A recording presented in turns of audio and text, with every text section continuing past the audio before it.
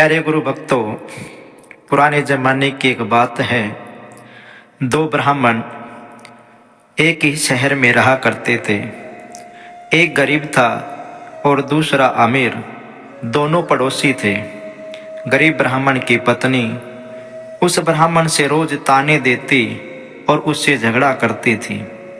एक दिन 11 के दिन वह गरीब ब्राह्मण अपनी पत्नी और बच्चों से तंग आकर के जंगल की ओर चला जाता है और यह सोच कर के कि जंगल में कोई शेर या कोई मांसाहारी जीव उसे मारकर खा जाएगा, उस बेचारे जीव का पेट भर जाएगा और इधर मरने से रोज की जो जिक है, घर का जो कलेश है, उससे मुक्ति मिलेगी। जंगल में जाते हुए उसे एक गुफा नजर आती है। वो गुफा की तरफ जाता है। गुफा में एक शेर सोया होता है और शेर की नींद में खलल न पड़े इसके लिए उसका पहरा एक हंस दे रहा होता है। हंस जब दूर से ब्राह्मण को अपनी ओर आते हुए देखता है तो वह सोच में पड़ जाता है कि इस ब्राह्मण को कैसे बचाया जाए। यह शेर जब जगेगा तो इस ब्राह्मण को मारकर खा जाएगा और 11 के दिन मुझे ब्राह्मण हत्या की पाप लगेगा। इसे कैसे बचाएं? तभी हंस के दिमाग में एक युक्ति सूझी और वो शेर के भाग्य की तारीफ करते हुए कहता है, ओ जंगल के राजा, उठो जागो, आज आपके भाग्य खुले हैं। 11 के दिन खुद ब्राह्मण देव आपके घर पधारे हैं। जल्दी उठो और इन्हें दक्षिणा दे करके रवाना करें। आपका मोक्ष हो जाएगा। ये दिन दोबारा आपकी जिंदगी में शायद ही आए। आपको पशु योनि से छुटकारा मिल जाएगा। शेर दहाड़ कर उठता है। हंस की बात उसे सही लगती है और पूर्व में शिकार किए गए मनुष्यों के गहने वो ब्राह्मणों के पैर में रखकर शीश नवाता है और ब्राह्मण के पैर को जीभ से चाटता है। हंस ब्राह्मण को इशारा करके कहता है, हे ब्राह्मण देव, ये सब गहने उठाओ और जितना जल्दी हो सके वापस घर लौट जाओ। ये शेर है, इसका मन कब बदल जाए कोई पता नहीं है। ब्राह्मण बात समझ जाता है और घर लौट जाता है। पड़ोसी अमीर ब्राह्मण की पत्नी को जब यह सब बातें पता चलती है तो वो भी अपने पति को जबरदस्ती अगले 11 को जंगल में उसी शेर की गुफा की ओर भेजती है।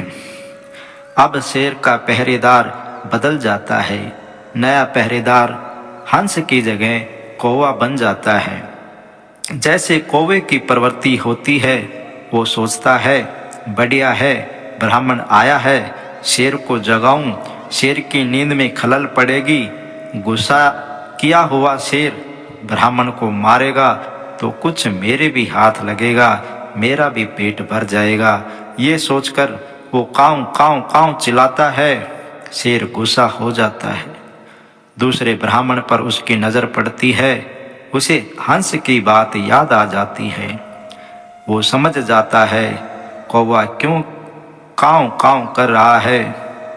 वो अपने पूर्व में हंस के कहने पर किए गए धर्म को खत्म नहीं करना चाहता।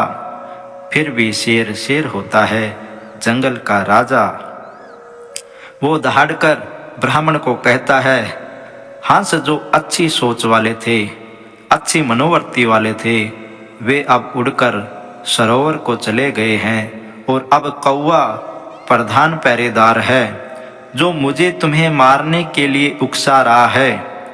मेरी बुद्धि घूमे उससे पहले ही हे ब्राह्मण देव, यहाँ से चले जाओ। शेर किसी का जजमान नहीं हुआ होता है।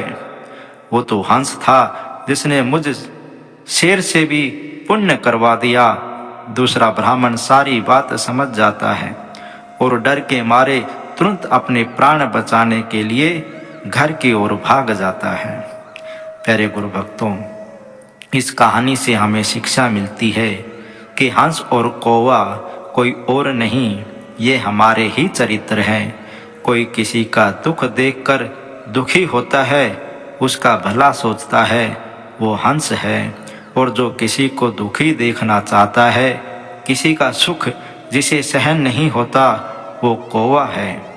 जो आपस में मिलजुल कर भाईचारे से रहना चाहते हैं, वे हंस प्रवृत्ति के हैं, और जो झगड़े करके एक दूसरे को मारने लूटने की प्रवृत्ति रखते हैं, वे कौवे की प्रवृत्ति के हैं। हरिओम विठल।